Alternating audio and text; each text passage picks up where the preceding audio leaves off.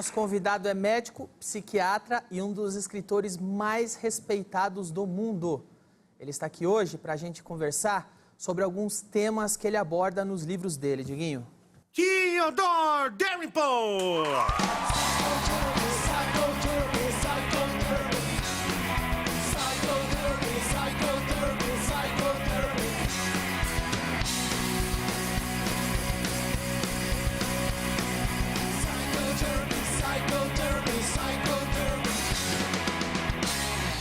Theodore Dalrymple, seja bem-vindo, um prazer recebê-lo.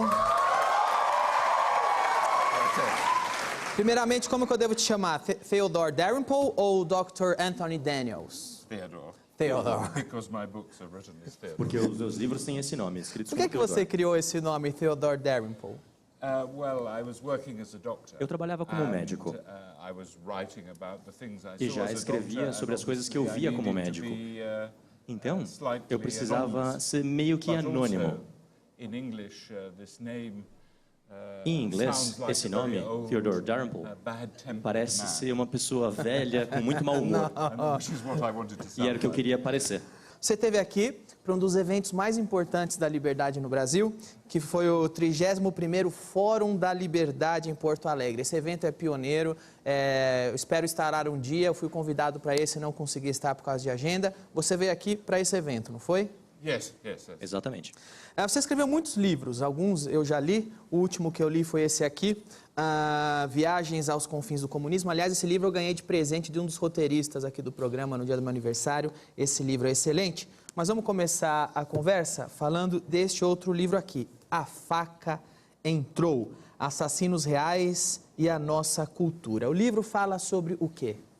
Well, for about 15 years I was a Por doctor mais ou in menos prison. 15 anos eu fui médico num presídio. I was on duty one night in every three E eu trabalhava uma vez a cada 3 noites, nos finais de semana. three weekends. A cada 3 finais de semana, um final de semana, eu trabalhava. E eu escrevi as minhas memórias dessa época no presídio. Por que tem esse título aqui, A Faca Entrou?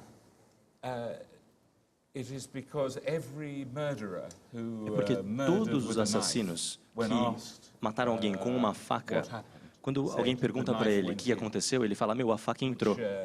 indicates that O que it's the indica knife que that é guides a the hand faca rather que than the guia hand a mão that guides e the não a mão que guia a faca. Seria o preso se eximindo da responsabilidade dele?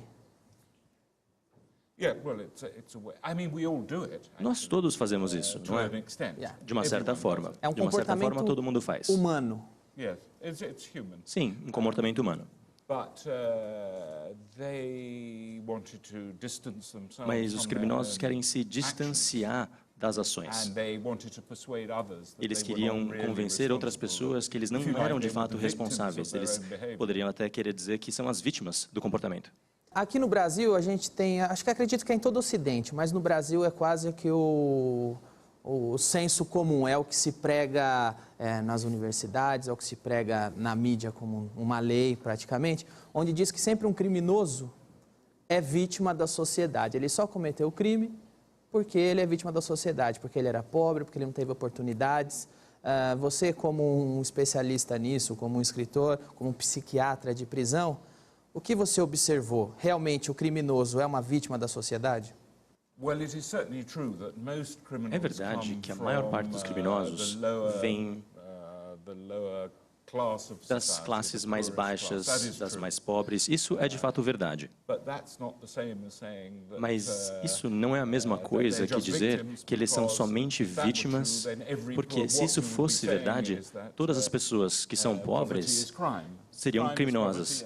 Crime seria igual a pobreza e pobreza igual a crime. E isso não é verdade. Se você olhar as estatísticas na Inglaterra, e eu não posso falar pelas estatísticas aqui no Brasil, mas o crime cresceu com a riqueza. No século XX, a gente tem mais pessoas ricas e mais crime. Então não é verdade dentro de uma sociedade que crime e pobreza são a mesma coisa. No Brasil aconteceu isso. O Brasil, nas últimas décadas para cá, ele ficou menos pobre e ficou mais violento. Eu diria até que o Brasil hoje passa por um momento onde a elite brasileira, que é a elite política, que está acima do cidadão, do empresário, de tudo, é o meio onde mais se acumulam criminosos.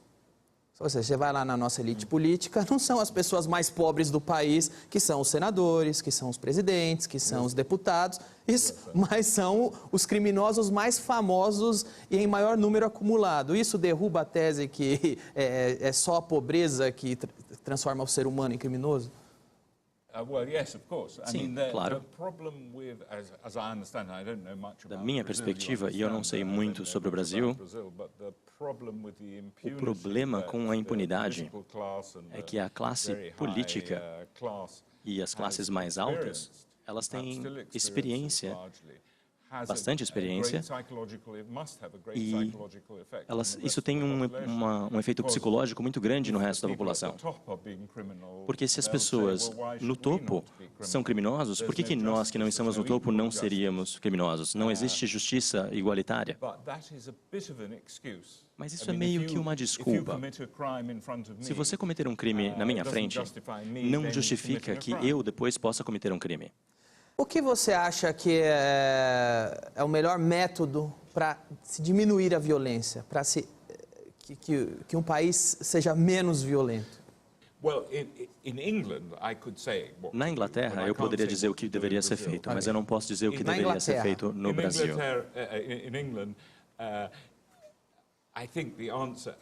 Eu acho que a resposta, na realidade, é colocar as pessoas no presídio por muito mais tempo. Eu não vou entrar nas estatísticas, mas é fácil mostrar que mesmo agora, a maioria dos crimes cometidos por uma proporção bastante pequena da população, e essas pessoas entram e saem da prisão muitas vezes. Por exemplo, 50% dos presidiários já foram acusados pelo menos de 15 acusados e considerados culpados 15 vezes. E se você perguntar para eles, eles vão dizer que eles fizeram 10 ou 20 mais coisas, né, que cometeram 10 ou 20 mais crimes que eles não chegaram nem a ser acusados. Isso é 50% dos criminosos que cometeram, então, digamos, pelo menos 200 crimes.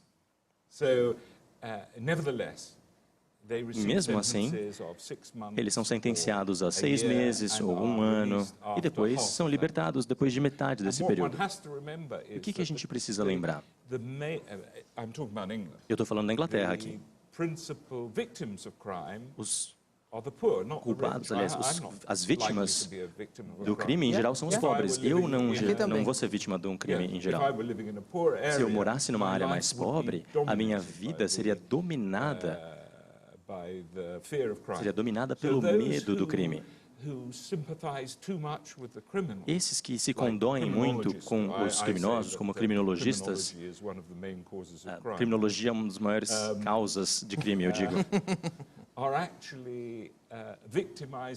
Eles estão vitimizando os pobres. A não ser que você ache que pobreza em si já é um crime, e eu não penso assim. Vamos fazer o seguinte, eu preciso fazer um rápido intervalo. Na volta, eu queria falar sobre esse seu outro livro aqui, Viagens aos Confins do Comunismo. Então, eu vou pedir que você fique aqui durante o intervalo. Tudo bem para você?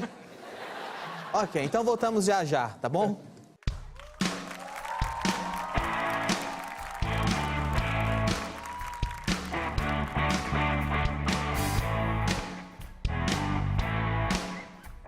No próximo bloco tem mais Theodore Dalrymple. De noite. Yes, we can.